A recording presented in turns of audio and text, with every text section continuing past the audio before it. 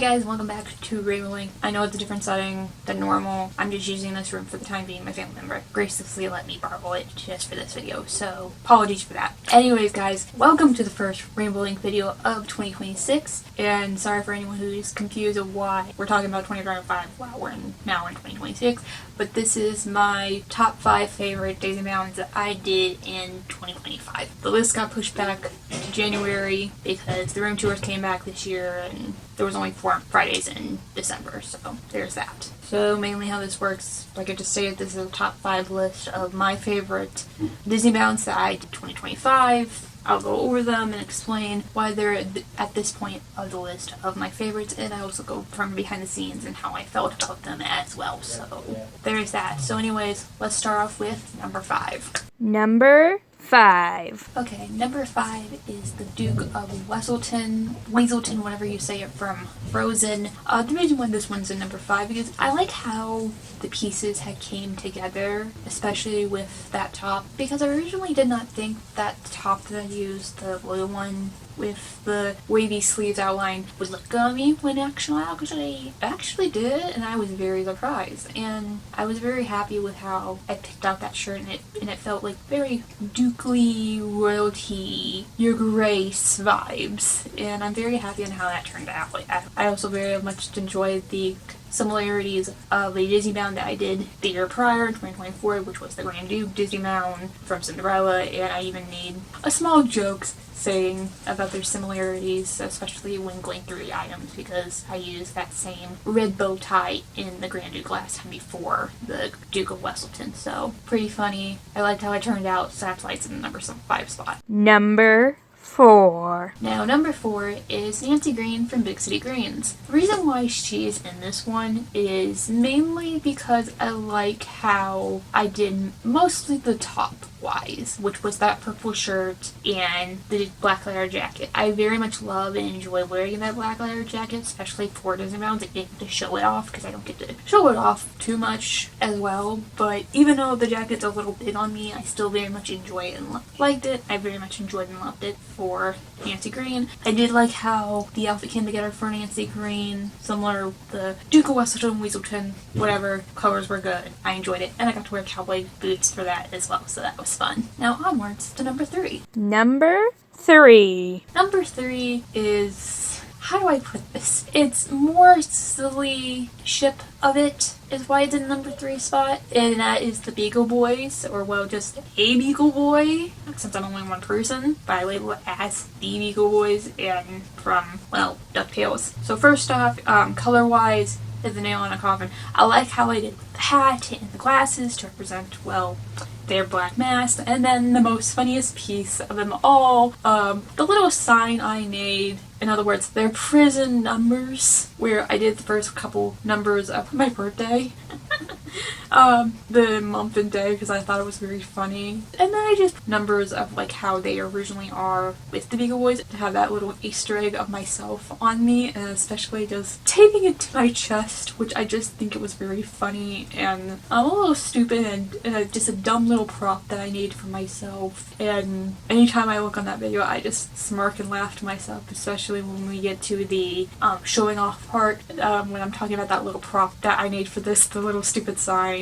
If you do the Beagle Boys, it's your call. I just originally didn't know what they represent. I know they're prison numbers, but I just wanted to make that funny little gag and Easter egg of myself, so that's why it's in the number 3 spot, because of that funny little gag. Anyways, number 2.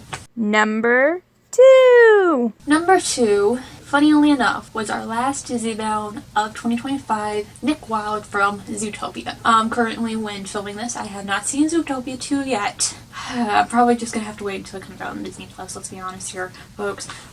So all in all, the reason why this Disney Mound is in the number 2 spot, because I very much had enjoyed putting it together and trying to figure out the items for it. Yes, that tie did give me some trouble fighting with it because it was a zipper tie, because I wasn't definitely going to use a real tie and try and figure out how to tie it. That seems like a pain, and I did not want to go through with that. But I very much loved the colors and designs I did, and yes, I know I used a skirt over trying to find a pair of khaki bottoms, because he does wear khaki pants. I went with the skirt to make it look more feminine and more my style, and plus, I just didn't really have khaki bottoms, and I just told myself moving forward, anything with khaki bottoms, I'm just going to use this khaki skirt, and I think it worked out very well and amazing. Only downside is I wish that skirt had pockets, so I could put my hands in my pockets and be more of the picture I used for the thumbnail. But either way, I think it turned out very wonderful, very great, even though, looking back on that shirt, yes, that was definitely probably actually a costume shirt for Nick Wilde to begin with, and I did not realize that. I just found that shirt online. It didn't say anything about Zootopia, it didn't say anything about Nick Wilde or anything like that. It just said, green floral shirt for men, and I was like, cool, I'll get this. And yes, it may have been a little bit too big on me, and yes, it may have been actually a costume shirt for Nick Wilde, and it just didn't say that on the site for that specific shirt. But anyways, like I said, very much enjoyed it. Colors are really great. I think I did an amazing job on it. Yeah. But before we get into the number 1 spot, there is some honorable mentions that I would like to talk about, so let's get into them. The honorable mentions. Technically, for the honorable mentions, I do have 2 of them, but one of them is not a normal, official Disneyland, but I still want to talk about it, so I'll talk about the normal, official Disneyland, and then I'll talk about the other one that's in the realm of Disneybounds that I just really want to talk about in general. So the first Disneybound that I want to talk about that is an official Disneybound of this year was Aladdin, and funny enough, Aladdin was filmed in this room that I am using. Thank you again to my family member for letting me borrow it for this video.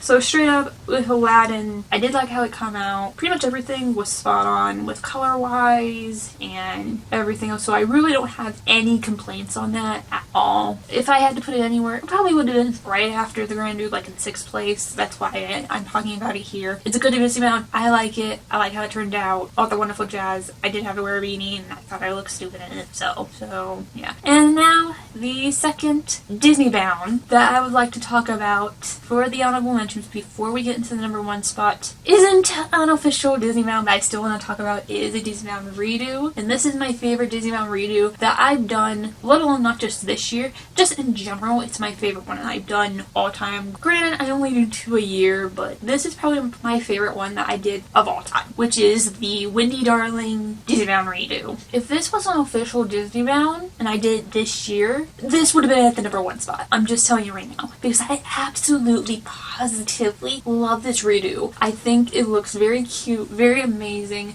and it captures Wendy more than that first one ever did, and I think this Disneybound redo blows the first one out of the water completely. Because literally, the dress that I use literally looks like her nightgown, and literally almost looks like a nightgown entirely, but it's an actual dress. And having a little bow belt in the back to represent her belt or ribbon around her PJ came together so cutely. And I was mostly able to put my hair up in a ponytail, thank goodness for this as well. And everything for this Disneybound redo came together so well, so perfectly, even though it was only a couple items and not just a whole list of everything. I very much had enjoyed doing this one. The only drawback that I had was I was afraid that it was going to look hideous. And looking back at it, it's a 50-50 to me. For me in general, I don't think I look that great in dresses, but in this Disneybound, it looked amazing. And if it was probably a different person, it would look even more amazing. Again, I know it's not an official Disneybound, it was a Disneybound redo, but I still wanted to talk about it so much because this one was my favorite Disneybound redo that I have done in all time on this channel. But either way, I very much love this Disneybound redo. I guess it's probably my favorite of all time. I can't help but not gush at it. It looks amazing, it looks cute. Also, I remembered to wear white socks with this. As well, if we would include Disneybound redos in this list, this would be number 1. Now you're probably asking yourself, Tiffany, what is the number 1 spot? Let's get into it with the number 1 spot. And finally, number 1! And the number 1 spot is probably the one that I had the most fun with this year. Funny enough, once again, it was filmed in this very room, which was the Dipper Pines from Gravity Falls. Truthfully and honestly, I very much enjoyed making that video similar with the number 2 spot of Nick Wilde. I very much enjoyed putting everything together for this video entirely. Granted, this was before we had walls, and we did have a lot of boxes still, and I had to look for my boxes for my Journal 3 book that I got just for this character to use for this prop because I really wanted to use it and I thought it was so funny knowing that I got this character and then the October before I had done a Disney Bound extra of Mabel. Funny enough, knowing that I'm okay with doing Dipper as a Disney Bound but not Mabel for some reason. I don't know, it's partly funny in my head. I very much enjoyed having a lot of fun doing this. And truth be told, from the last video, which was the bloopers video, and also funny enough, one of the thumbnail options I was thinking of choosing was me in the Dipper Disney Bound holding the book going like that, being just stupid and funny, but ended up not deciding to use that thumbnail. But anyways, back to why this Disney Bound's number one.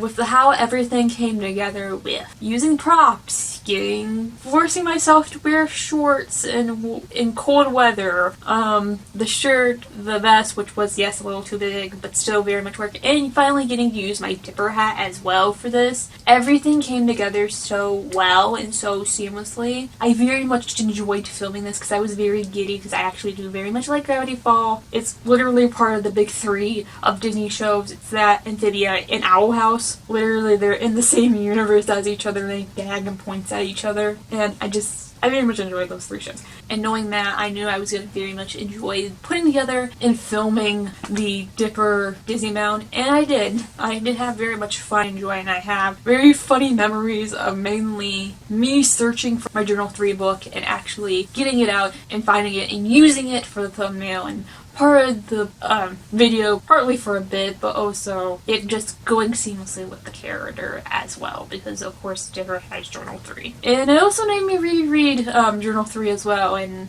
try and find some new things that I didn't realize that were there before. So it sparks another thing in me. This Disney Bound is very special and I very much enjoyed it, and I hope you guys enjoyed it. I hope you guys enjoyed all the Disney Bounds that I talked about in this video, or just any and all the Disney Bounds that I did in the past year, just in general as well. I hope you guys enjoyed this video. You guys tell me in the comments below, what was your favorite Disney Bound that I did in 2025. Come back in 2 weeks from now to hear about my top 5 least favorite Disney Bounds that I did of 2025. Remember, Disney Bounds aren't going anywhere. They'll be back on February 6th with Pinocchio, and hopefully with this new year Disney Bounds we start off with a bang instead of a whimper. And yeah, again, I hope you guys enjoyed this video. Please make sure to like and subscribe, all that wonderful jazz. Last video right there, subscribe right beneath me.